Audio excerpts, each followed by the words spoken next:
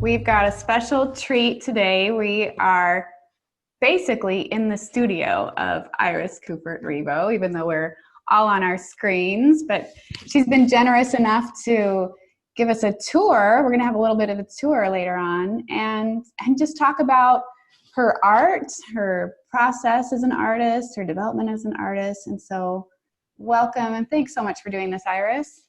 No, thanks for inviting me, Rachel. Oh, sure. Do you want to take just a minute and just introduce yourself, just some basics, where you grew up and how you got into art? Sure. Well, presently I am in Jersey City, New Jersey, which is across the river from Manhattan. So I've been here over 30 years in Jersey City. And I was born in Manhattan, but as a young kid, we moved upstate to Poughkeepsie, the Hudson Valley. And I kind of never remember not drawing or painting or, being creative. That was my thing. I was constantly in my room with my paper and, even before computer paper, right? Yeah. So yeah, I've always just been interested in making images. When I was a kid, I did a lot of like fashion drawings and things like that, and sort of master studies actually, and from books we had in the house. My parents are European, and they were born in Europe, but then they moved to Israel when they were kids. So I guess that influence had a lot to do with sort of my sensibilities about how they lived and how we lived. Lots of textiles and tablecloths and dishes with patterns and like things like that were kind of always around me. So I think that in some ways influenced me when I was doing this pattern-based series a while ago. Just kind of this way of, I've always been drawn to all of that stuff, textiles from Guatemala or from Turkey or rugs and these kinds of, sort of European style aesthetics. I'm sorry, there's a train going by here. Oh, that's okay. So that is sort of my formative years, and I went to Skidmore College, and I was a studio art major there. And then I came home for a year. I was sort of this interim director of the Barrett House in Poughkeepsie for a year. I sort of fell into this funny little job, and they needed somebody. I sort of filled in. And then at the last minute, I ended up applying to Bard College, the Milton Avery Graduate School of the Arts, for my MFA. All of a sudden I was like, I gotta get a plan here, so time's ticking out. And I applied and I got in, and then that was a kind of really fun period for me because it was, we were in residence for three summers, and then you would work independently during the winters. And then I actually worked at their gallery during the winter because I stayed up there. And I guess I was exposed to a lot of really amazing artists from, all different periods because we would put up different shows. And, sort of in the middle of the Hudson Valley, you've got these incredible artworks that were at our disposal. So that was a real, real great experience in a lot of ways. And then I moved to New York. And I kind of have been around here ever since, different places, Brooklyn, Manhattan. But I've been in Jersey City the longest, obviously, and have been creating artwork. And this is by far the nicest studio that I've ever had. And I've been here almost 10 years at this place called Mana Contemporary, which is a huge art facility. I mean, I think it's over 1 million square feet. And there's 6 floors of artists and galleries. And, oh, wow.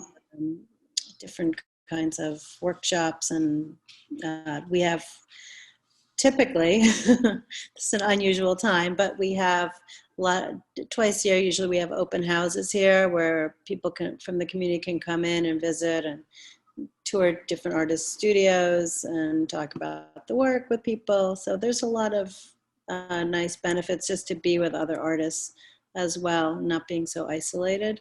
So Yeah. that's been a really great. And, you know, my work has changed a lot since I've been here.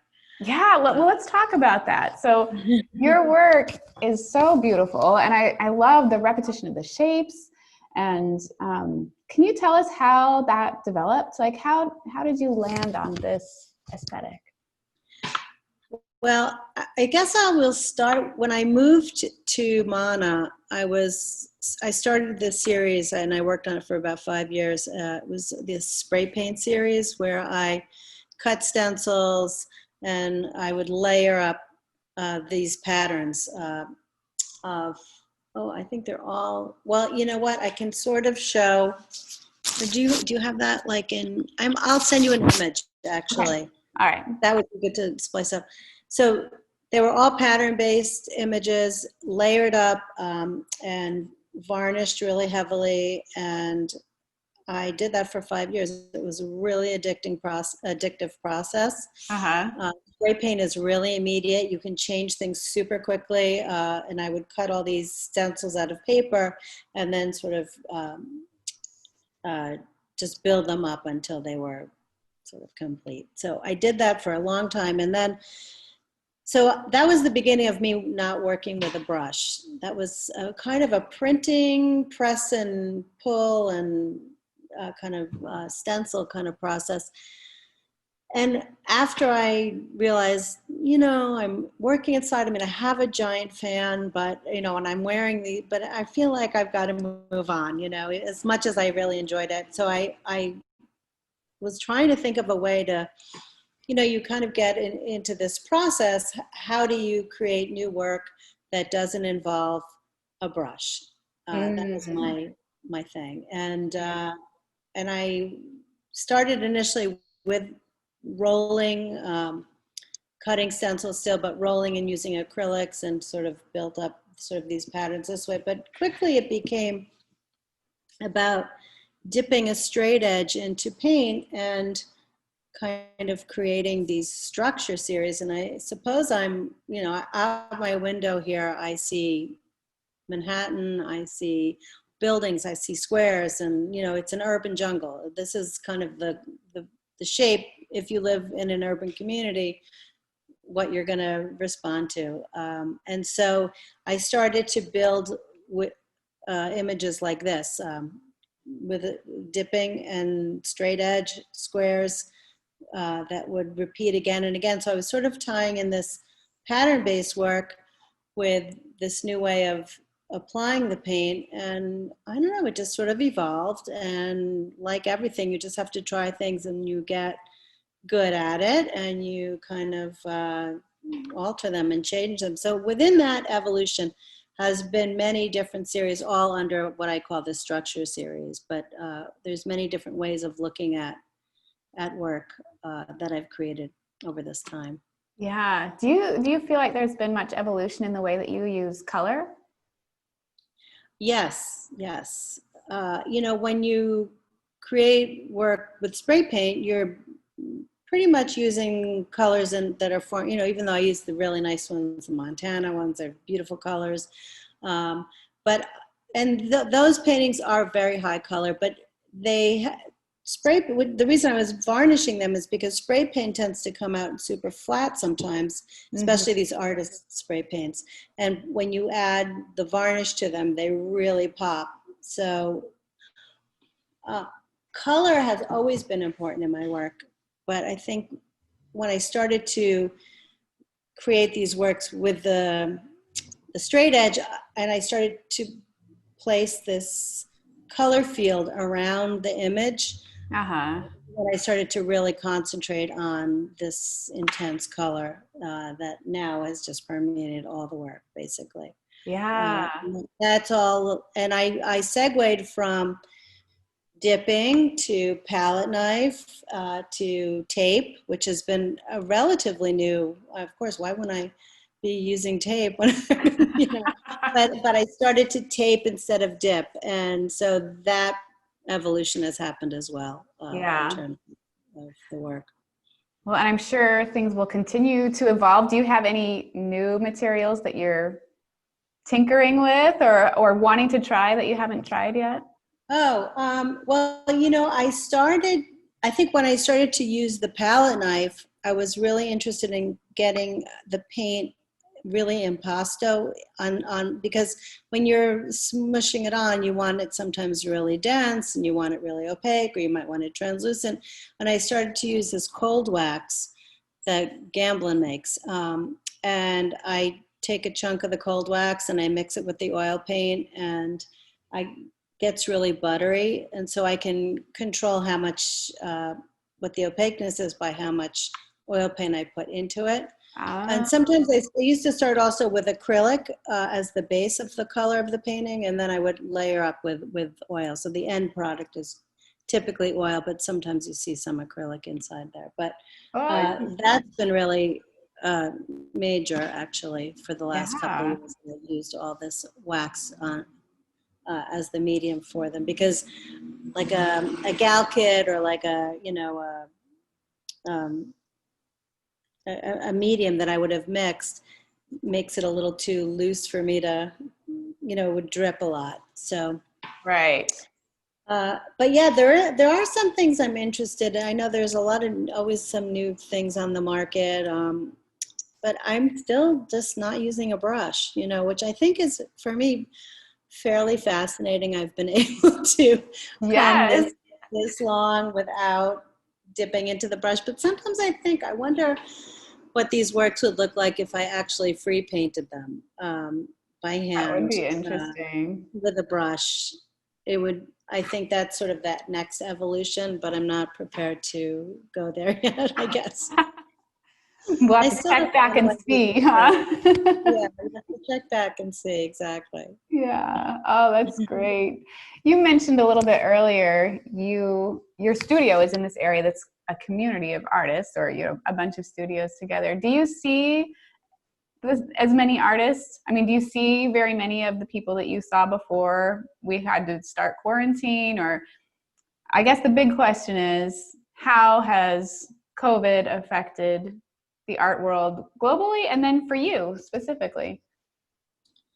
Yeah, it's been significant in terms of that. I mean, honestly, I've just started to come back to the studio. I've been missing since March. I think March I left, and I just came back mid-September. Oh, it's quite recent. Yeah, it's been pretty recent. Yeah.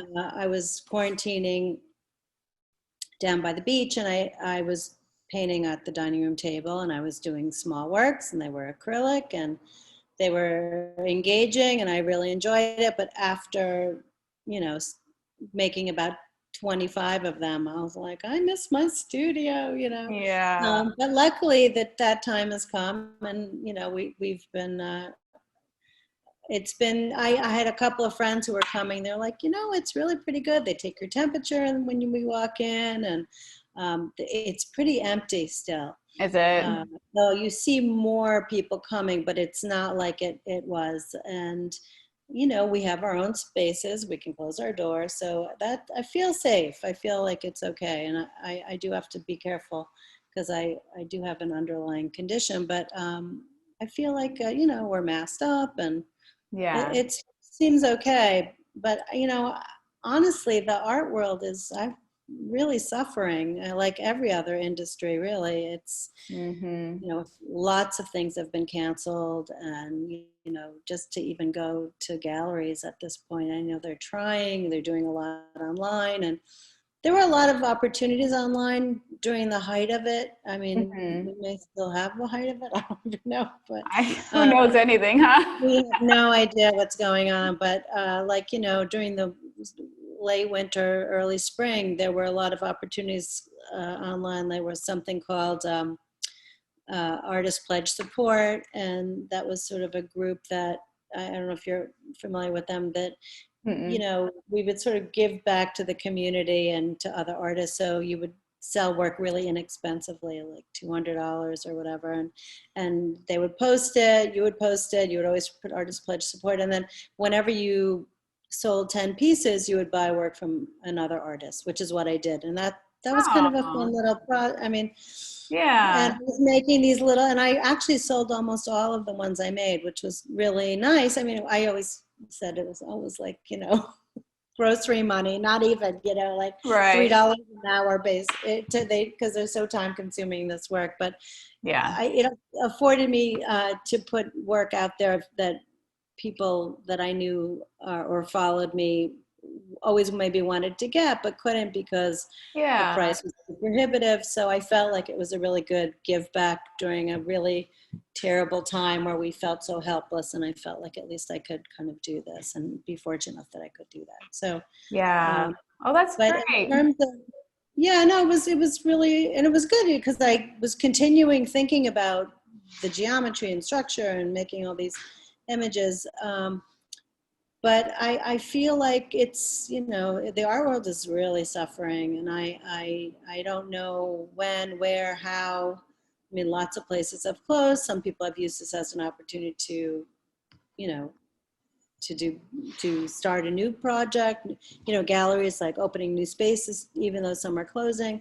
Hmm. It just really, it depends. And I know that there recently have been openings, masked and all that, but I'm not really sure how things are going. Yeah. We did a blog post last week about Yeah. the Photoville um, exhibit I think it's in Brooklyn, and normally it's indoors, but this year to try and still have the event, they did it outdoor, and so I think they're going on 9 or 10 years, and I just thought it was really great to see them trying something totally new just to be able to still have the event. And I wonder how many of the, not just events, but galleries and other things will try some new things, and how many of those things might stick, or turn out to be better than they thought. I don't Right. know.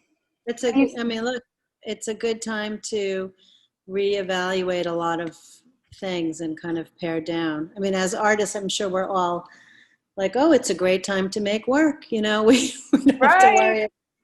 We just have to build these inventories again, and Yeah. react and reflect. But Right. as a business, it is, we're all kind of slowed down quite a bit right now. Yeah. Well, that's one reason I'm really glad that you're letting us do a virtual studio visit here, because those are not really possible in most Right. It's really cases. difficult to invite somebody over to your space and, Yeah. tour around. I mean, I guess it could be done, but I think people are nervous, and rightly Yeah. so. Yep. So, So do you want to show us around? yes, I'd love to. Oh, that would be So I'm going to take fantastic. you guys for a little tour. You see behind me, these are older works that I've done that is part of this evolution of the square. I'm going to move Oh, the this. colors are so brilliant. You can sort of see some of these pieces. These are all, the largest ones I think on this wall are 30 by 30 inches. So they're very portable, this group of work. And here's another piece that I did before quarantine. It's called Sheer Madness. A lot of my work is Wow. recently, related to sort of this life we're leading politically and socially. So I guess you can't kind of help think about your environment and what's affecting you. This Yeah. big blue one is called Turbulence. Can we see it? Yeah, that's great. And There we go. that is a relatively new piece. I finished this after quarantine. I'd started before and I finished it afterwards. And this ribbon shape that I have is in a lot of the newer works. And I started to think about how, there was sort of this rainbow essence going through with those ribbons. And during quarantine, I did another piece, a little one called Infiltrate, that had this beautiful striped background, this sort of Roy G. Biv background. And Mm-hmm. I was like, oh, it's so pretty. I don't even want to touch it, but of course I wasn't going to leave it. So this is one of the few paintings that I've done that has been sort of it sort of had a model for its being. Like I had a small piece that I've enlarged, though it's a little bit different than the original small piece, but it still has that rainbow background, stripes, and sort of these really fast moving structures that are kind of trying to get through like a window. Yeah, it's so dimensional. Yeah, I'm still working on it. You can see it's not quite done, but it's starting to get there. Beautiful. And this one is called, over here, is called Hidden Gems. This is a piece also just from a few months ago, where we have had all this sort of chaos, but there are some really kind of nice moments that if we look through, we can sort of cheer ourselves up a little bit. Oh, that is such a good metaphor for our times. Yeah. And then, we had talked a little bit earlier about sound in the work. Yes, please tell us more about that.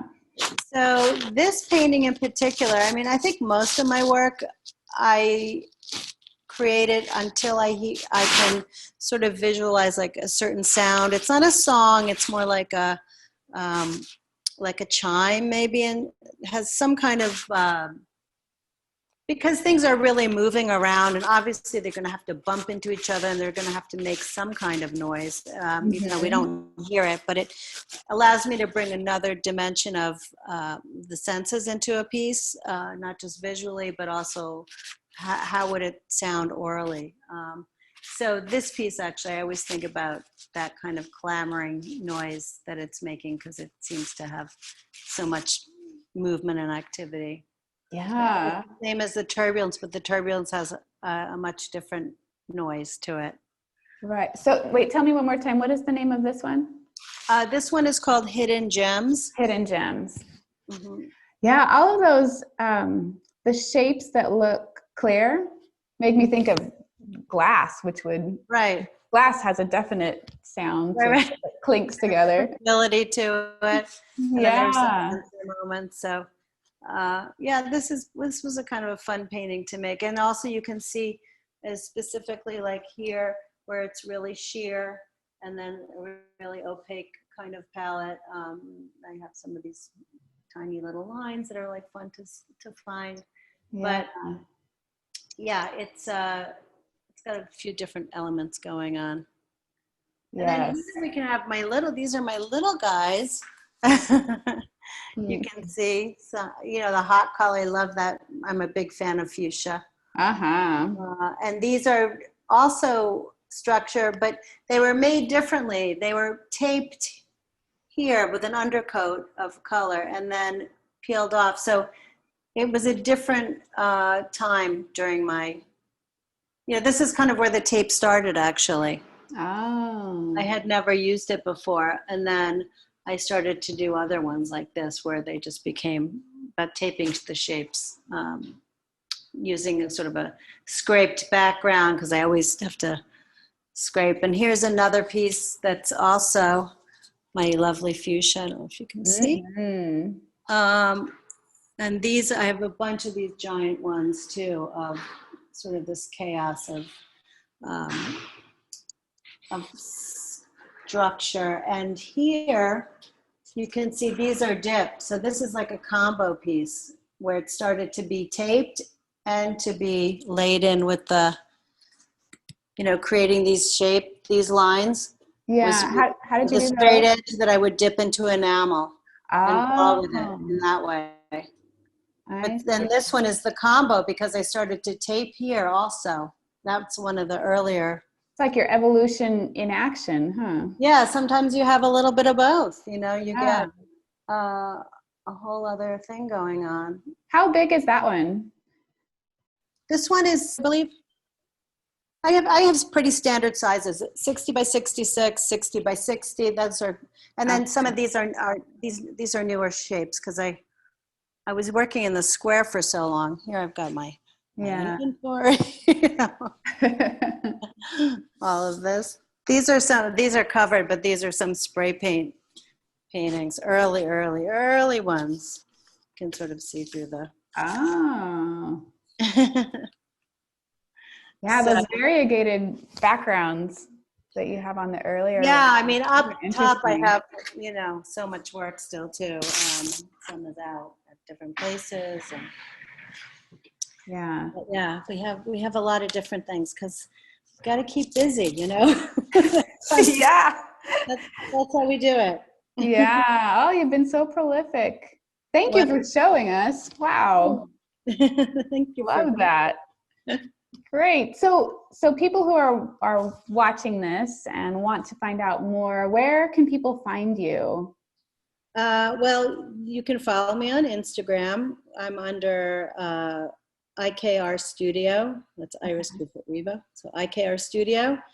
And I have a website at www.ikrstudio.com. I have to say the Instagram site is a little bit more up to date, but I got to work on that.